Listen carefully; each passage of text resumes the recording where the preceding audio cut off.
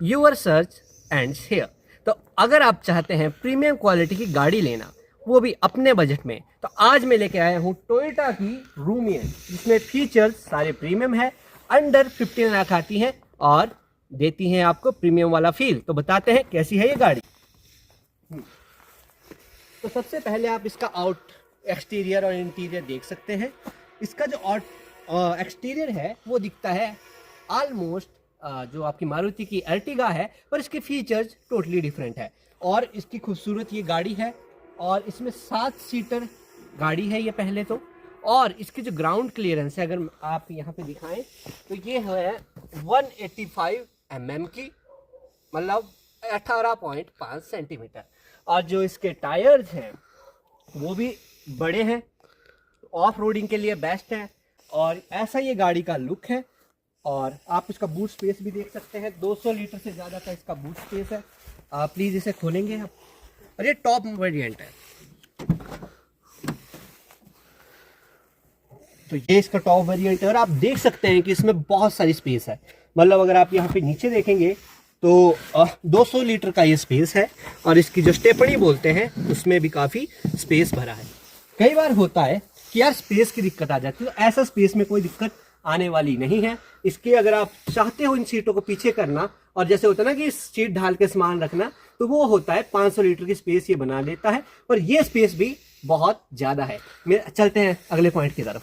इधर से कुछ ऐसी ये सीट्स हैं, कंफर्टेबल लेदराइट सीट्स हैं। हाँ, ये आफ्टर मार्केट है, ये हमने आफ्टर मार्केट डलाई है। अच्छा।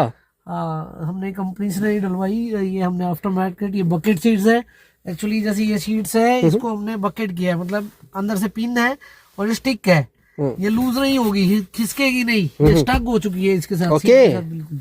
और पीछे ये 7 सीटर गाड़ी है ना। चल पीछे से भी 6+1 है, विद ड्राइवर ये 7 आएगी। तो अगर हम बोले कि 6 लोग कंफर्टेबल बैठ सकते हैं, और 7 विद ड्राइवर है ये। तो ये आर्म रेस्ट भी यहाँ पे दिया गया है, और ये इस गाड़ी को प्रीमियम बनाता है। और यहाँ पे भी इसके बॉटल रखने के लिए जगह होगी। नहीं, बॉटल के लिए तो नहीं है, छोटा सा कंपार्टमेंट दिया है, कुछ छोटी मोटी चीजें, छोटा कंपार्टमेंट। और यहाँ भी है, आगे भी है। कंफर्टेबल गाड़ी है, और जैसे मैंने बताया कि रूम बहुत है। हेड रूम अगर आप देखें तो देखिए 5-8 का बंदा यहाँ तक आएगा, 6 का है तो भी इसमें काफी स्पेस है। ऐसा नहीं कि सिर बज रहा है भाई साहब। और यहाँ पे भी काफी स्पेस है। सीधा टिल्ट सीट की आप लेट के जा सकते हैं भाई साहब, इंजॉय करके जा सकते हैं। ऐसा नहीं है कि, और अगर लास्ट सीट की बात करें तो ये भी पूरा आपको कंफर्ट देगी। अरे वाह। तो बैठ चुके हैं हम गाड़ी में, और अब जानते हैं दीपक जी से कि कैसी है ये गाड़ी, क्या इनको प्लस माइनस लगा, और क्यों उन्होंने ये गाड़ी। नमस्कार, आदाब सभी को, मेरे भाइयों को, जो भी मेरे छोटे भाई के सब्सक्राइबर है उनके लिए राम राम, सत श्री अकाल। तो भाइयों, जैसे कि आज हम लोग अपनी गाड़ी का रिव्यू कर रहे हैं, तो मैंने रूमियन गाड़ी इसलिए प्रेफर करी क्योंकि मेरे पास पहले मारुति की गाड़ी थी। तो पहला मेरा मूड बना था मारुति की गाड़ी लेने का, क्योंकि मेरी जो पुरानी गाड़ी थी वो जैन थी, और उसको 20 साल हो चुके थे। तो मैं सोच रहा था कि पता नहीं अभी आगे रिन्यू होगी या पास होगी कि नहीं। तो मैंने सोचा कि नई गाड़ी हमारे को रिक्वायर्ड है, और फैमिली मेंबर्स भी ज़्यादा हो गए थे, उसमें थोड़ी लॉन्ग ड्राइव के लिए दिक्कत आ रही थी। तो मैंने सोचा कि हम लोग 7 सीटर में जाए। तो मैंने काफ़ी कुछ सर्च किया, और आपको पता है जैसे बच्चे बोलते हैं कि पापा जी हमने तो रूफ टॉप वाली गाड़ी लेनी है, उसके ऊपर सनरूफ होना चाहिए, ऐसा होना चाहिए। तो मैंने प्रैक्टिकबिलिटी देखी, इसमें है सनरूफ? कि नहीं, इसमें नहीं है सनरूफ। तो मैंने प्रैक्टिकबिलिटी देखी कि सनरूफ का फायदा क्या है मेरे को, और चलान भी होता है मेरे ख्याल। और कॉस्ट इफेक्टिव भी मेरे को चाहिए था, इकोनॉमिकल भी चाहिए था, कंफर्टेबिलिटी भी चाहिए थी, और राइड क्वालिटी भी अच्छी चाहिए थी। तो काफी कुछ सर्च करने के बाद मेरे ध्यान में 2 ही गाड़ी आई, एक अर्टिगा और एक रूमियन। बोलते हैं टेक्नोलॉजी शेयरिंग है, और दोनों की मारुति बनाता है, आई थिंक सो, टेक्नोलॉजी। तो मैंने प्रेफर किया कि मारुति तो मैंने ऑलरेडी यूज कर चुका हूँ, तो let's go with the Toyota. और अगर आप रूमियन की बात करेंगे तो इसका जो फ्रंट लुक है बिल्कुल इनोवा की तरह है। ओके। और ये मतलब इनोवा क्रिस्टा, बिल्कुल इनोवा क्रिस्टा। अगर आप दूर से देखेंगे तो कई बार आप पहचान नहीं पाएंगे। तो छोटी इनोवा भी बोला जाता है कि इनोवा है।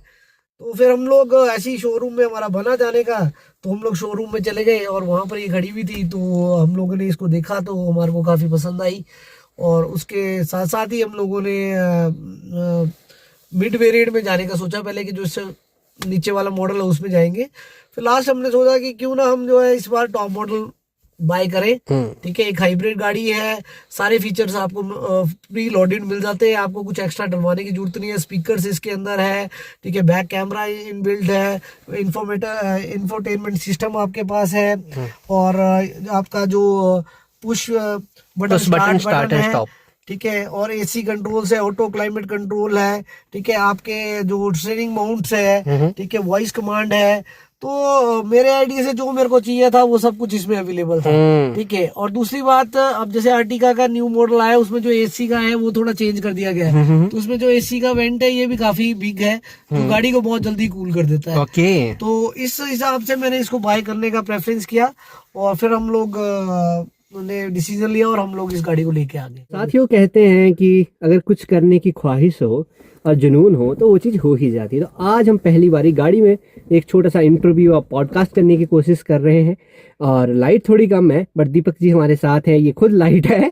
तो आज हम इनसे जानते हैं कि गाड़ी कैसी है, क्यों इन्होंने इस चीज़ को प्रेफरेंस दी, कुछ चीज़ें उन्होंने बताई हैं, कुछ चीज़ें इसमें ऐड करेंगे, क्या सर्विस और क्या प्रोज एंड कॉन है, जानते हैं दीपक जी से। तो सबसे बड़ी प्रॉब्लम मेरे को थोड़ी सी फेस आई है, जैसे हमारा हिली एरिया रहता है हिमाचल में, तो यहाँ पर हमारी ग्राउंड क्लियरेंस का थोड़ा इशू रहता है, तो और थोड़ी लेंथ इसकी ज्यादा है। तो जैसे हमारे कई बार जो मोड़ होते हैं वो काफी तंग होते हैं, तो जैसे ही मैंने अपनी गाड़ी मतलब कि मोड़ पे थोड़ी टर्न करी तो नीचे पत्थर था, तो मेरे को लगा कि शायद निकल जाएगी, तो मैंने कोशिश करी, पर लेकिन वो कटिंग इतनी नहीं हुई और वो थोड़ी नीचे लग गई। तो मेरे को ये लगा कि अभी ग्राउंड क्लियरेंस में थोड़ा सा ये इनोवा से कम है, तो कहीं ना कहीं प्रॉब्लम आती है, तो कम है थोड़ा सा, जो मेरे को लगता है कि थोड़ा अप चाहिए। आफ्टर मार्केट आप करवा सकते हो, लेकिन उसमें मुझे लगता है कि आपकी जो शॉकर की क्वालिटी है और राइड क्वालिटी है, कंफर्टेबिलिटी है, उसने भी कुछ सोच के किया। हाँ बिल्कुल बिल्कुल। अब कोई गाड़ी बना रहा है तो उसको पहले वो टेस्ट कर रहा है रोड पे, बहुत सारी चीजें उसने टेस्ट की तभी उसको रोड पे उतारा गया है। तो मैं चाहता हूँ कि भाई जैसी गाड़ी आई है तो वैसी मतलब अच्छी रहती है। एक प्रॉब्लम मेरे को ये आई है, और दूसरा मैंने जैसे इसको ड्राइव किया, अभी इस गाड़ी को ज्यादा टाइम नहीं हुआ है, इसको कम से कम 4 या 5 महीने हुए हैं। तो अगर मैं बात बताऊं तो मैं एक लॉन्ग ट्रिप भी अभी रिसेंटली लगा के आया हूँ इसमें, और मैं अयोध्या, वृंदावन, मथुरा, बरसाना और ये सारी जगह घूम के आए अभी सेम गाड़ी में। तो जय राधे राधे, जय राम जी की। और तो इस टोटल टूर में हमने कम से कम 2200 किलोमीटर कवर किया। तो टच वुड जो मेरे साथ गए थे वो भी बहुत हैप्पी थे, और राइड क्वालिटी देखे या रोड प्रेजेंस देखे, रोड ग्रिप देखे, तो इस गाड़ी का कोई मुकाबला नहीं है। रोड में मतलब बहुत कंफर्टेबिलिटी और बहुत अच्छी ड्राइविंग है। और मैं टोयोटा के शोरूम गया था विशाल आनंद जी से मिलने जी। तो मैं मिलने बिजनेस के उसमें गया था, बट मैंने जब सोचा कि आपको पता है एक्सप्लोरर में हूं, तो मैंने सोचा मैं गाड़ियों में बैठते हैं देखते हैं, तो सब कहते हैं कि यार महंगी गाड़ी है टोयोटा की, यार ऐसे ही फालतू करते हैं। बट जब मैं उस गाड़ी में बैठा, मैं इस गाड़ी में भी बैठा था, और मैं क्रिस्टा में भी बैठा था, मैं ट्राइबर में भी बैठा था, मैं जितने भी 1 करोड़ की गाड़ी भी थी उसमें भी बैठा था, तो मुझे जो फील आया ना वो किसी और गाड़ी में नहीं आया। तो मुझे ये एहसास हुआ कि भाई गाड़ी जो मर्जी लोग कहे, पर टोयोटा में जो फील है वो कहीं नहीं है। बाकी आपका क्या राय है इस मामले में? इसमें ऐसा था कि इससे पहले मैंने इनोवा को काफी ड्राइव किया हुआ है, ठीक है, तो जो इनोवा की राइड क्वालिटी है या कंफर्टेबिलिटी है और जो ड्राइव करते हैं उसकी जो ड्राइव क्वालिटी वो मेरे को बहुत अच्छी लगी। मुझे ऐसा लगा कि यार हाँ, इस गाड़ी को चलाने में भी मजा है, और इसमें अगर आप जा रहे हो कहीं तो कंफर्ट में भी मजा है। तो मेरे कहीं ना कहीं दिमाग में ऐसा था कि जो, और मेरे को एक चीज और इसमें अच्छी लगी है इनके टोयोटा में, इनकी सर्विस क्वालिटी। अगर आपने सर्विसेज के जाना है तो आपको क्यू में लगने की जरूरत नहीं है, they will call you first, या आप उनको कॉल करें तो वो आपको एक टाइम देंगे कितने बजे आप अपनी गाड़ी लेके आए, फिर आप अपनी गाड़ी सर्विसिंग के लिए लगा देंगे, और उसके बाद जब वो सर्विसिंग हो जाएगी तो वही टाइम चलता रहेगा। अगर उन्होंने बोला कि 2 आवर्स में आपकी गाड़ी कंप्लीट हो जाएगी, तो विद इन 2 आवर्स के अंदर अंदर ही वो गाड़ी आपको कंप्लीट करके दे देंगे। तो ये चीज मेरे को बहुत अच्छी लगी उनकी। और इसमें एक और फीचर भी है कि आप वाई फोन के साथ इसको जोड़ सकते हैं। हाँ, इसमें फीचर है कि हम लोग एंड्रॉइड ऑटो है, इसमें कनेक्टिविटी जो मतलब कि लग के आ रहा है इसमें, ये एक्चुअली टॉप मॉडल है, तो इसमें हम अपना फोन कनेक्ट कर सकते हैं, तो वॉइस कमांड दे सकते हैं, इसको कुछ प्ले करने के लिए बोल सकते हैं, वो ऑटो प्ले कर देगा। आप दिखा सकते हैं। अभी अगर हमारे पास नेट की अवेलेबिलिटी हो तो हम कर सकते हैं, लेकिन हो सकता है कि अभी थोड़ी दिक्कत आए, क्योंकि हम जहाँ बैठे हैं वहाँ थोड़ी इंटरनेट का इशू है, ठीक है। और अगर हम बात करें तो थोड़ा, अगर मैं कॉन्स की बात करूं या कि भाई इसमें दिक्कत क्या आ रही है मेरे को, इसमें बेसिकली मेरे को जो इसके पिलर्स है, पिलर मतलब जैसे ये जो गाड़ी के पिलर्स होते हैं, ये, हाँ जी, जब हम थोड़े रफ रोड में जा रहे हैं तो ये गाड़ी के जो डोर्स है ये थोड़ी आवाज कर रहे हैं, खड़ खड़। हाँ, थोड़े हल्के से मेरे को नॉइजी लगे।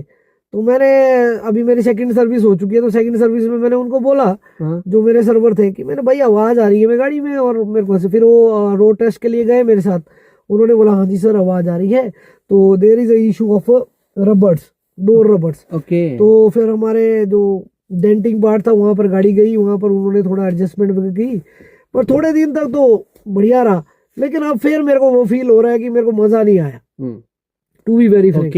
अब मैं ये चाह रहा था कि या तो मैं इसकी जो आफ्टर मार्केट होता है बाहर जाके डैम प्रूफ करा लूं इसको, कि भी आवाज ना आए इसकी। तो अब मैं कुछ उस बारे में सोचना शुरू कर रहा हूँ। बाकी तो सब कुछ बढ़िया है, अगर आप अच्छे रोड में चल रहे हैं, आपका रोड बढ़िया है, तो अंदर कोई नॉइज नहीं है, बहुत अच्छी ड्राइव क्वालिटी है। लेकिन आप थोड़े रफ रोड में जा रहे हैं तो हो सकता है आपको ये थोड़ा नॉइजी कैबिन दे। और वहां पर एक और भाई मेरे मिले, तो मैंने उनको भी पूछा कि यार आपकी गाड़ी में भी क्या ये इशू आ रहा है? तो उन्होंने बोला हाँ जी मेरे भी आ रहा था, तो मैंने भी बस यही काम करवा के अभी, और मैं भी अभी आया। तो मुझे लगता है कि जो हमारे टोयोटा वाले हैं और खासकर रूमियोन गाड़ी में इस चीज के ऊपर प्लीज ध्यान दें और इसको ठीक करें, क्योंकि जो ये नॉइजी है थोड़ा सा, और फिर ये बड़ी अनोइंग हो जाती है ना। कई बार ड्राइव कर रहे हैं आप, तो खड़खड़ खड़खड़ आवाज चल रही है कहीं से। बाकी सोकर क्वालिटी, कंफर्टेबिलिटी, इसमें कोई मुकाबला नहीं है इस गाड़ी का। ठीक है, राइड क्वालिटी, इंजन क्वालिटी, कोई मुकाबला नहीं है। तो मैं जैसे आपको, हाइब्रिड भी है ना, और हाइब्रिड है, ये अपने आप चेंज कर लेती है। मतलब कि हाइब्रिड तो नहीं बोलेंगे, टोयोटा में इसको नाम दिया है नियो ड्राइव। ठीक है, तो नियो ड्राइव में ये गाड़ी है, और नियो ड्राइव में ये जो है खुद ऑटोमेटिकली चेंज कर लेते, बैटरी मोड पे कब चलना है और कब मैंने पेट्रोल मोड पे चलना है। तो अगर हम एवरेज की बात करें, तो मैं आपको अगर बात बताऊं तो एक बार मेरे मीटर में 32 किलोमीटर की एवरेज भी शो की है इस गाड़ी में, 32-28। तो हो सकता है कि मेरे पास उसकी पिक्स भी हो, मैं इनको दे दूंगा, ये उसमें भी अटैच कर देंगे। तो और जनरली अगर बात करूं 17, 18, 14, 15, अगर हिली एरियाज की बात करें तो 14, 15 की तो देती है। और अगर आप प्लेन में जाते हैं तो 16, 17, 18 और प्लस भी हो सकती है। जैसे मैंने आपको बताया, एक बार 32 किलोमीटर की इसने मेरे को एवरेज शो की है। तो मैं इस गाड़ी से पूरी तरह सेटिस्फाइड हूँ।